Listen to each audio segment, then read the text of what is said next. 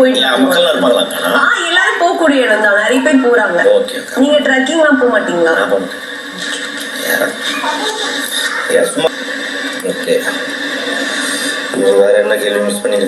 அப்புறம் நான் Vietnam win பண்ணிருக்கேன்.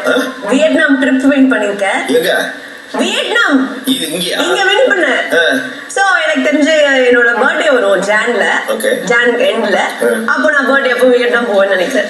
எத்தனை நாள் அதெல்லாம் தெரியல, அவங்க தான் பிளான் பண்ணி சொல்லுவாங்க. அவங்க ஒரு நாள் தான் கொடுப்பாங்க, போயிட்டு அப்படியே ஈவென்ட் முடிச்சுட்டு அப்படி கிளம்புவோம்ல. ஈவென்ட்டா? சுத்திலாம் காட்ட மாட்டாங்களா? வியட்நாம்ல என்ன இருக்குது பாக்குறதுக்கு? நிறைய இருக்குன்னு சொன்னாங்க. அப்புறம் ஓகே, இப்போ டாப் 6ல வந்து பார்த்தீங்கன்னா யார் வந்து பார்த்தீங்கன்னா உங்களுக்கு வந்து ஒரு டஃப்பான காம்படிட்டர் நீங்க நினைக்கிறீங்க ஒரு ஆள்? எனக்கு எல்லாருமே ஈக்குவலா தான் தெரியுறாங்க. அது எப்படி? நான் எப்பவுமே அப்படி யோசிச்சதே இல்லை எல்லாரையும் இவங்க மேல இவங்க கீழே இல்ல இவங்க ஸ்ட்ராங்கரா இருப்பாங்க நம்மளை விட எப்படி அப்படி நான் யோசிச்சதே இல்லை. எல்லா இடத்துலயும் நான் கம்பேர் பண்ணி பெருசா அதை பண்ணதும் கிடையாது.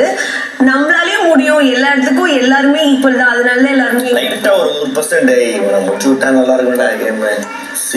முடிச்சு விட்டா நல்லா இருக்கும்ன்றது எனக்கு தோணல. ஏன்னா இந்த 100 நாள் எல்லாருமே எவ்வளவு கஷ்டப்பட்டு இருக்காங்க, நானும் எவ்வளவு கஷ்டப்பட்டிருக்கேன் நான் பார்த்திருக்கேன். அப்படி பார்க்கும்போது இவங்களை கீழே தள்ளிட்டு இவங்க கீழே சொல்லிட்டு நம்ம மேல வரணும், இல்ல இவங்களை நம்ம ஹைலைட்டா காட்டணும் அப்படி எனக்கு தோணல. உண்மையாவே சொல்றேன், சும்மா இதுக்காக சொல்லல. எல்லாருமே வெல் டிசர்வ்.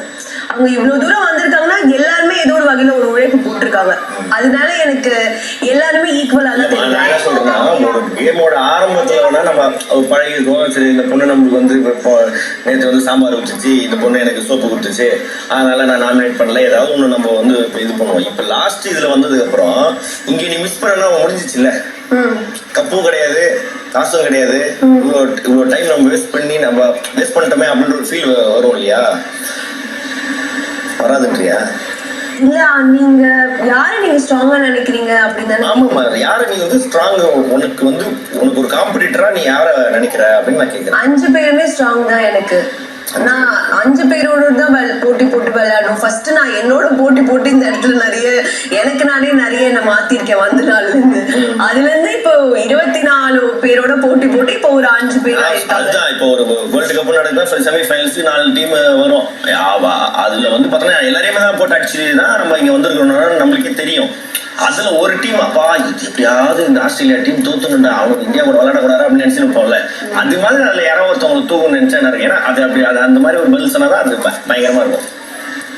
இங்க எத்தனை வகையா கேட்டாலும் பதில் ஒண்ணுதான்.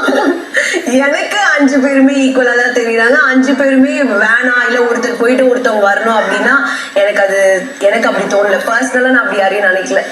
யாராவது கூட என்ன நினைக்கலாம், என் பேரை சொல்லலாம், என்ன வேணாலும் இருக்கலாம். ஆனா எனக்கு அப்படி யாரையும் தோணுதில்ல. எடுத்து பாத்தீங்கன்னா என்ன நாமினேட் பண்ணிட்டாங்களேன்றதுக்காக நான் நாமினேட் பண்ணிருக்க மாட்டேன். எனக்கு தோணாதான் நான் அதை பண்ணிருக்கேன். சோ எனக்கு பர்சனலா தோணல அந்த மாதிரி.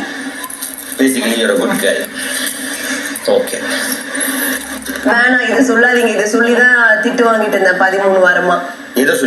குட் கேர்ள், நல்லவங்களா இருக்காங்க, கேமுக்கு வேலைக்கு சரிப்பட்டு வர மாட்டாங்கன்னு சொல்லி அதையும் சொல்லி இன்னும் அடிச்சுட்டே இருக்காங்க.